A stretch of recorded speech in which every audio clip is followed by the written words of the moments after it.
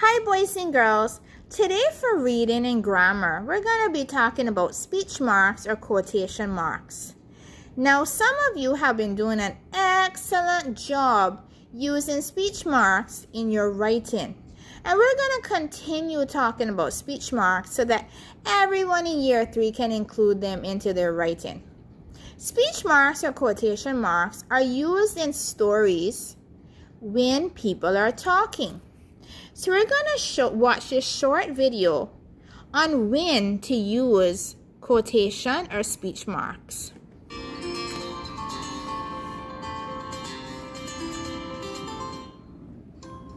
Speech marks. Speech marks are quotation marks that show the exact words of a speaker.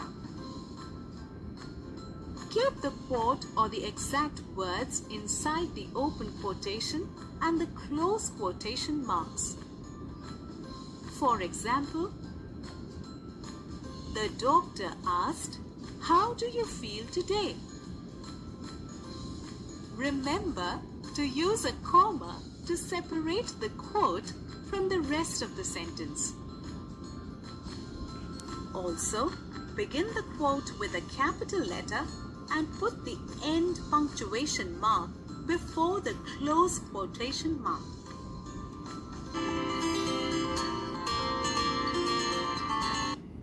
Okay, so that was a little short video on how to use speech or quotation marks.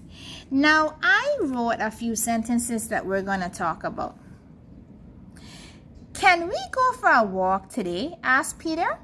Now, Peter is asking a question, so we ended it with a question mark. Because Peter is talking, we use the open quotation mark right before he begins talking and right after the punctuation mark, which happens to be the question mark, to let us know that Peter has finished talking. After the quotation mark, there is a comma to separate what was said and who said it. Let's look at another one. "Maybe we could bake a cake instead," said Mom. The quotation mark is placed before Mom starts talking and after the full stop, after the sentence is finished. And then to separate what was said and who said it, we use a comma. Also remember your full stop at the end of the sentence. "Dad said, I will set up your pool today." Now, Dad was the person who said it. So after the word said, we put a comma to separate who said it and what was said. Then, right before Dad started talking, we put an open quotation mark or a speech mark. When he finished, after the punctuation mark, we put a quotation mark, a close quotation mark. So, quotation marks go before the person starts talking and after the punctuation mark when they are finished. A comma is used to separate what was said and who said it. Today for your activity, you're going to read a short story about Hansel and Gretel. Hansel and Gretel is a fairy tale that you may have heard of before. Once you finish reading Hansel and Gretel, you are going to complete this page on speech marks. You are going to rewrite the words as direct speech, adding who is speaking and how. So for example, the first one says, "I'm always so hungry."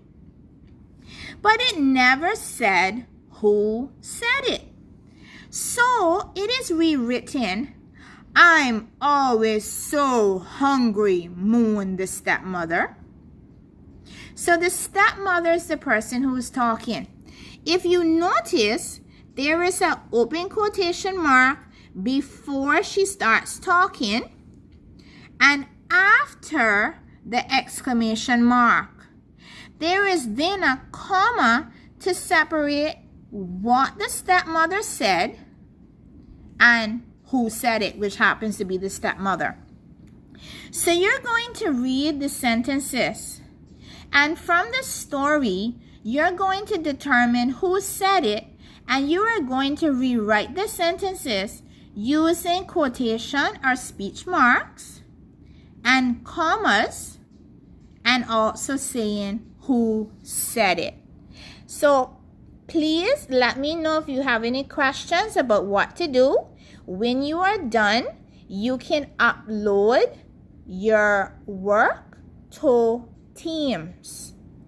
I am only asking you to do numbers. I'm only going to ask you to do 4, okay?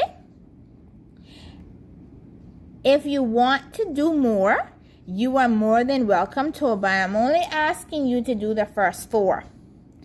Okay? So good luck, and I look forward to seeing your work on Teams. Take care, boys and girls. Take care, parents.